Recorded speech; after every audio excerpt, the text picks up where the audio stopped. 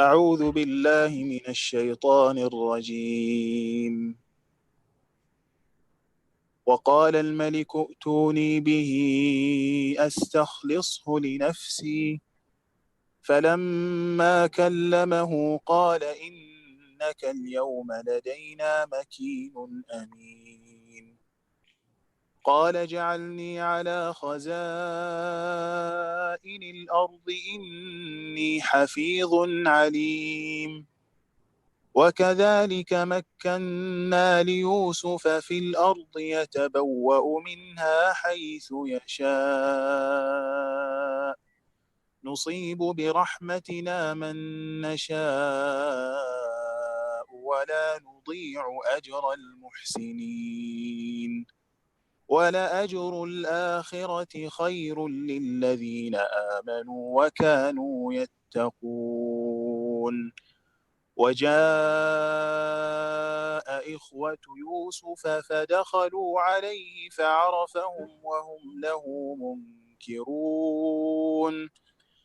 ولما جهزهم بجهازهم قال ائتوني بأخ لكم من أبيكم، ألا ترون أني أوفي الكيل وأنا خير المنزلين. فإن لم تأتوني به فلا كيل لكم عندي ولا تقربون.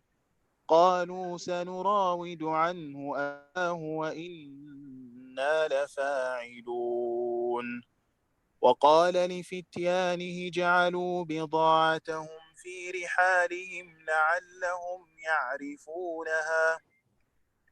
لعلهم يعرفونها إذا انقلبوا إلى أهلهم لعلهم يرجعون. فلما رجعوا إلى أبيهم قالوا يا أبانا منع منا الكيل فأرسل معنا أخانا نكتل وإنا له لحافظون. قال هل آمنكم عليه إلا كما أمنتكم على أخيه من قبل، فالله خير حافظا وهو أرحم الراحمين. ولما فتحوا متاعهم وجدوا بضاعتهم ردت إليهم قالوا يا أبانا ما نبغي هذه بضاعتنا ردت إلينا ونمير أهلنا ونحفظ أخانا ونزداد كيل بعير، ذلك كيل يسير. قال لن أرسله معكم حتى تؤتون موثقا من الله لتأتونني به إلا أن يحاط بكم. فلما آتوه موثقهم قال الله على ما نقول وكيل. وقال يا بني لا تدخلوا من باب واحد وادخلوا من أبواب متفرقة وما أغني عنكم من الله من شيء إن الحكم إلا لله عليه توكلت وعليه فليتوكل المتوكلون.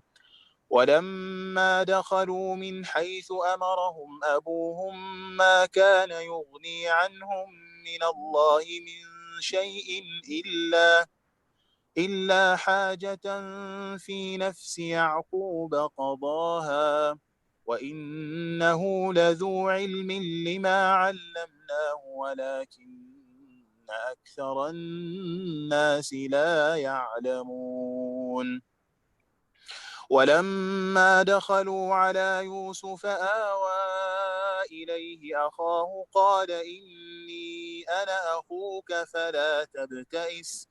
فلا تبتئس بما كانوا يعملون.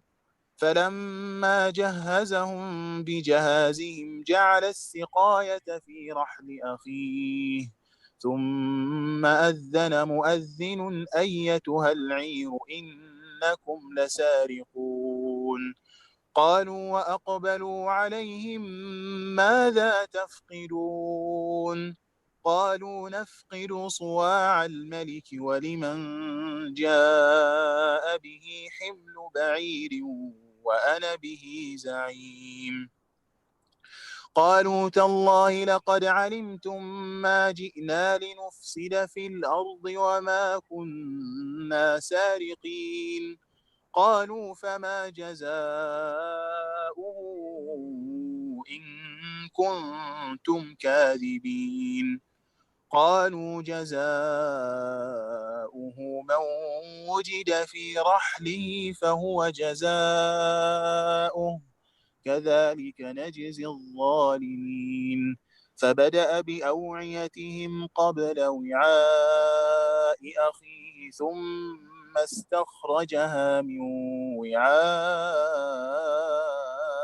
أخيه كذلك كدنا ليوسف ما كان ليأخذ أخاه في دين الملك إلا أن يشاء الله نرفع درجات من نشاء وفوق كل ذي علم عليم قالوا إن يسرق فقد سرق أخ له من قبل فأسرها يوسف في نفسه ولم يبدها لهم قال أنتم شر مكانا والله أعلم بما تصفون قالوا يا أيها العزيز إن له أبا شيخا كبيرا فخذ أحدنا مكانه إنا نراك من المحسنين قال معاذ الله أن نأخذ إلا من وجدنا متاعنا عنده إنا إذا لظالمون بادشاہ نے کہا کہ اسے میرے پاس لاؤ کہ میں اسے اپنے خاص کاموں کے لیے مقرر کر لوں۔ پھر جب اس سے بات چیت کی تو کہنے لگا کہ آپ ہمارے ہاں ذی عزت اور امانت دار ہیں۔ یوسف نے کہا آپ مجھے ملک کے خزانوں پر مامور کر دیجئے، میں حفاظت کرنے والا اور باخبر ہوں۔ اسی طرح ہم نے یوسف علیہ السلام کو ملک کا قبضہ دے دیا کہ وہ جہاں کہیں چاہے رہے سہے، ہم جسے چاہیں اپنی رحمت پہنچا دیتے ہیں، ہم نیکوکاروں کا ثواب ضائع نہیں کرتے۔ یقیناً ایمانداروں اور پرہیزگاروں کا اخروی اجر بہت ہی بہتر ہے۔ یوسف کے بھائی آئے اور یوسف کے پاس گئے تو اس نے انہیں پہچان لیا، لیکن انہوں نے اسے نہ پہچانا۔ جب انہیں ان کا اسباب مہیا کر دیا تو کہا کہ تم میرے پاس اپنے اس بھائی کو بھی لانا جو تمہارے باپ سے ہے۔ کیا تم نے نہیں دیکھا کہ میں پورا ناپ کر دیتا ہوں اور میں ہوں بھی بہترین میزبانی کرنے والوں میں؟ بس اگر تم اسے لے کر نہ آئے تو میری طرف سے تمہیں کوئی ناپ بھی نہ ملے گا، بلکہ تم میرے قریب بھی نہ پھٹکنا۔ انہوں نے کہا ہم اس کے باپ کو اس کی بابت پھسلائیں گے اور پوری کوشش کریں گے۔ اپنے خدمتگاروں سے کہا کہ ان کی پونجی انہی کے بوریوں میں رکھ دو کہ جب لوٹ کر اپنے اہل ویال میں جائیں اور اپنی پونجیوں کو پہچان لے تو بہت ممکن ہے کہ پھر لوٹ کر آئیں۔ جب یہ لوگ لوٹ کر اپنے والد کے پاس گئے تو کہنے لگے کہ ہم سے تو غلہ کا ناپ روک لیا گیا، اب آپ ہمارے ساتھ بھائی کو بھیجیے کہ ہم پیمانہ بھر کر لائیں، ہم اس کی نگہبانی کے ذمہ دار ہیں۔ یعقوب علیہ السلام نے کہا مجھے تو اس کی بابت بس تمہارا بس ویسا ہی اعتبار ہے جیسا اس سے پہلے اس کے بھائی کے بارے میں تھا، بس اللہ ہی بہترین محافظ ہے اور وہ سب مہربانوں سے بڑا مہربان ہے۔ جب انہوں نے اپنا اسباب کھولا تو اپنا سرمایہ موجود پایا جو ان کی جانب لوٹا دیا گیا تھا۔ کہنے لگے اے ہمارے باپ، ہمیں اور کیا چاہیے؟ دیکھیے تو ہمارا سرمایہ بھی واپس لوٹا دیا گیا ہے۔ ہم اپنے خاندان کو رسد لا دیں گے اور اپنے بھائی کی نگرانی رکھیں گے اور ایک اونٹ کی بوجھ کا غلہ زیادہ لائیں گے۔ یہ ناپ تو بہت آسان ہے۔ याकूब अलैहिस्सलाम ने कहा मैं तो इसे हरगिज हरगिज तुम्हारे साथ ना भेजूंगा जब तक कि तुम अल्लाह को बीच में रखकर मुझे कौलो करार ना दो कि तुम इसे मेरे पास पहुंचा दोगे, सिवाय उस एक सूरत के कि तुम सब गिरफ्तार कर लिए जाओ। जब उन्होंने पक्का कौलो करार दे दिया तो उन्होंने कहा कि हम जो कुछ कहते हैं अल्लाह उस पर निगहबान है। और याकूब अलैहिस्सलाम ने कहा, अरे मेरे बच्चों, तुम सब एक दरवाजे से ना जाना बल्कि कई जुदा जुदा दरवाजों में से दाखिल होना। मैं अल्लाह की तरफ से आने वाली किसी चीज को तुमसे टाल नहीं सकता, हुक्म सिर्फ अल्लाह ही का चलता है। मेरा कामिल भरोसा उसी पर है और हर एक भरोसा करने वाले को उसी पर भरोसा करना चाहिए। जब वो उन्हीं रास्तों से जिनका हुक्म उनके वालिद ने उन्हें दिया था गए, कुछ ना था कि अल्लाह ने जो बात मुकर्रर कर दी थी वो इससे उन्हें जरा भी बचा ले। मगर याकूब अलैहिस्सलाम के दिल में एक ख्याल पैदा हुआ जिसे उसने पूरा कर लिया। बिलाशुबा वो हमारे सिखलाए हुए इल्म का आलिम था, लेकिन अक्सर लोग नहीं जानते।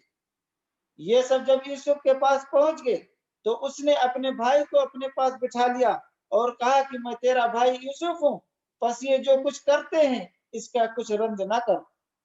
फिर जब उन्हें उनका सामान असबाब ठीक ठाक करके दिया तो अपने भाई के असबाब में पानी पीने का प्याला रखवा दिया। फिर एक आवाज देने वाले ने पुकार कर कहा, ऐ काफिले वालों, तुम लोग तो चोर हो। उन्होंने उनकी तरफ मुंह फेर कर कहा, तुम्हारी क्या चीज खो गई है? जवाब दिया कि शाही पैमाना गुम है, जो इसे ले ले उसे एक ऊंट के बोझ का गल्ला मिलेगा। इस वादे का मैं जामिन हूँ। उन्होंने कहा, अल्लाह की कसम, तुमको खूब इल्म है कि हम मुल्क में फसाद फैलाने के लिए नहीं आए और न हम चोर हैं। उन्होंने कहा, अच्छा चोर की क्या सजा अगर तुम झूठे हो? जवाब दिया, उसकी सजा यही है कि जिसके असबाब में से पाया जाए वही उसका बदला है। हम तो ऐसे जालिमों को यही सजा दिया करते हैं। बस यूसुफ ने उनके सामान की तलाशी शुरू की, अपने भाई के सामान की तलाशी से पहले। फिर इस पैमाने को अपने भाई के सामान जंबील से निकाला। हमने यूसुफ के लिए इसी तरह ये तदबीर की। इस बादशाह की कानून की रूह से ये अपने भाई को न ली जा सकता था, मगर ये कि अल्लाह को मंजूर हो, हम जिसके चाहे दर्जे बुलंद कर दें। हर ज़ी इल्म पर फौकियत रखने वाला दूसरा ज़ी इल्म मौजूद है। उन्होंने कहा, अगर उसने चोरी की तो कोई ताज्जुब की बात नहीं, इसका भाई भी पहले चोरी कर चुका है। यूसुफ अलैहिस्सलाम ने कहा, यूसुफ अलैहिस्सलाम ने इस बात को अपने दिल में रख लिया और उनके सामने बिल्कुल जाहिर न किया। कहा कि तुम बदतर जगह में हो और जो तुम बयान करते हो इसे अल्लाह ही खुद जानता है। उन्होंने कहा, ए अजीज मिस्र, इसके वालिद बहुत बड़ी उम्र के बिल्कुल बूढ़े शख्स हैं। आप इसके बदले हम में से किसी को ले लीजिए, हम देखते हैं कि आप बड़े नेक नफ्स हैं। यूसुफ अलैहिस्सलाम ने कहा, हमने जिसके पास अपनी चीज पाई है इसके बाद दूसरे की गिरफ्तारी करने से अल्लाह की पनाह चाहते हैं। ऐसा करने से तो हम यकीनन नाइंसाफी करने वाले हो जाएंगे।